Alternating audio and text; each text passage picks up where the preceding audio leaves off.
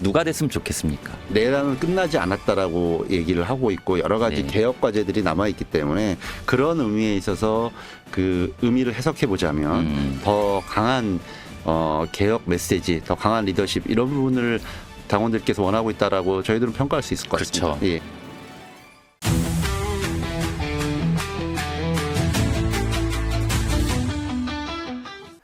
당내 상황 얘기해 보시죠. 이제 지도부에 계시고 그다음에 지금 현재 한창 당대표 선거가 지금 진행 중이잖아요. 경선이. 뜨겁습니다. 아주 뜨겁죠. 근데 뜨거운데 열기만큼 또 결과를 보면 생각보다 박빙은 아니에요. 예, 뭐 충청권하고 영남권 지금 그 예, 지난 주말 당원 투표를 보니까 예, 충청권과 그 영남권 권리당원 투표를 했는데 네. 일단 투표율이 굉장히 높습니다. 얼마나 되죠? 50%가 넘었습니다. 근데 과거에 있었던 그 우리 전당대회 당대표 선거를 위한 그 경선보다 훨씬 더 투표율이 좀 높습니다. 네. 예, 그래서 굉장히 뭐 수혜도 있고 여러 가지 폭염도 있고 그래서 좀 상황들이 어렵지 않았나 생각이 들었는데도 불구하고 우리 당원들의 열기가 굉장히 높다라는 것들을 객관적으로 좀 입증할 수 있었고요. 그 굉장히 두 후보가 워낙 개성이 달라. 최근까지 원내대표를 하신 분 네. 그리고 얼마 전까지 법사위원장을 네. 하신 분 공격력을 보이셨던 이런 분. 분들이어서 굉장히 박빙일 거라고 예상한 분들도 있었는데 저도 제 생각하는 거와 다르게 좀 격차가 있었습니다. 네. 네, 그런데 이제 어느 정도 격차 예상하셨어요? 저는 뭐 거의 격차가 박사님. 없을 것으로 생각을 그쵸. 했거든요. 많은 언론사도 그렇게 예상을 했는데 25%?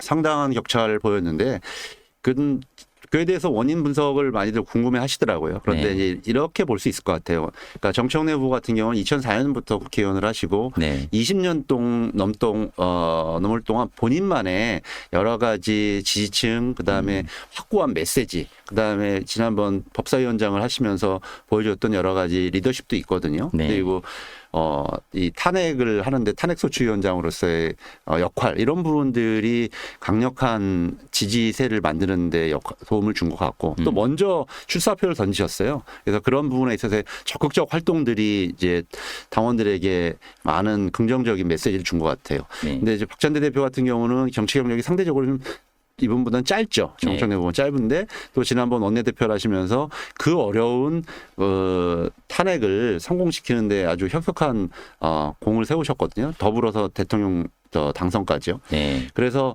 조금 더 오히려 좀 빨리 좀 결정을 하셨어야 되는데 조금 늦었습니다. 맞아요. 그러다 보니까 조금 이 부분을 네. 추격하는데 조금 약간 시차가 약간의 좀 간을 속된 말로 간을 본다. 뭐 간까지는 아닌가요? 저는 여러 가지 고민도 있으셨을 것 같아요. 네. 워낙 가까운 분이 먼저 출사표를 냈는데 본인이 또 이걸 하는 게 적정한지에 대한 판단도 좀 있었을 거라고 생각이 듭니다. 그래서 그런 부분들에 있어서 좀 시간의 격차가 있다는 생각이 들고 그래서 최근에 보면 많이 좀 우상향하는 그 추격세다라는 평가들도 있고 실제로 좀 저도 현장에서 당원들하고 얘기하면서 그런 게 추격하고 있습니까? 예, 그런 것도 있었는데 이번에 결과를 볼 때는 아직은 좀 그런 부분들이 더 필요하다라는 생각이 들고요. 이제 8월 2일 저희들이 이 수해 복구를 위해서 통합 경선을 치르기로 했습니다. 맞아요. 그래서 7월 30일부터 이제 온라인으로 또 ARS로도 투표를 8월 2일까지 진행을 하는데 결과는 마지막까지 한번 봐야 될 것 같아요. 그래서 원래는 이번 주말에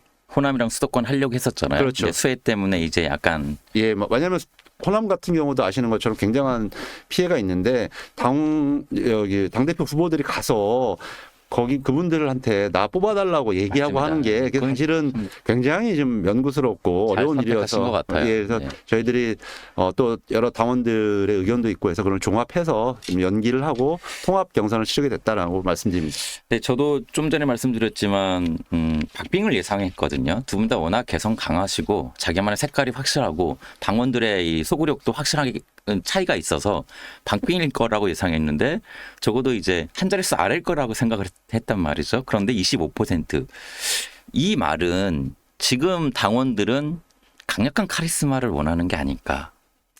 왜냐하면 우리가 부드러운 카리스마보다. 내란은 끝나지 않았다라고 얘기를 하고 있고 여러 가지 네. 개혁 과제들이 남아 있기 때문에 그런 의미에 있어서 그 의미를 해석해 보자면 더 강한 개혁 메시지, 더 강한 리더십 이런 부분을 당원들께서 원하고 있다라고 저희들은 평가할 수 있을 것 그렇죠. 같습니다. 예. 그러니까 제가 생각하고 있는 부분, 그리고 많은 사람들이 생각하는 부분이랑 일맥상통하는 거죠. 예, 왜냐하면 이제 검찰 개혁이라든지 또 여러 가지 해야 될 개혁 입법들도 있고 산적해 있는 부분들이 꽤 있습니다. 네. 그런 부분들을 좀 돌파해 나가려면 과거에 우리가 문재인 정부 때도 겪었고 노무현 정부 때도 겪었지만 초반기에 하지 않으면 개혁을 완성할 수 없다라는 그런 경험적인 사례들이 있거든요. 그런 부분에 있어서의 아마 당원들의 바람이 그렇게 좀 격차로 보여진 것은 아닌가 평가되네요. 그 최대 표밭인 호남도 역시 또 이제 정청래 후보께서 호남 관리를 엄청 하셨잖아요.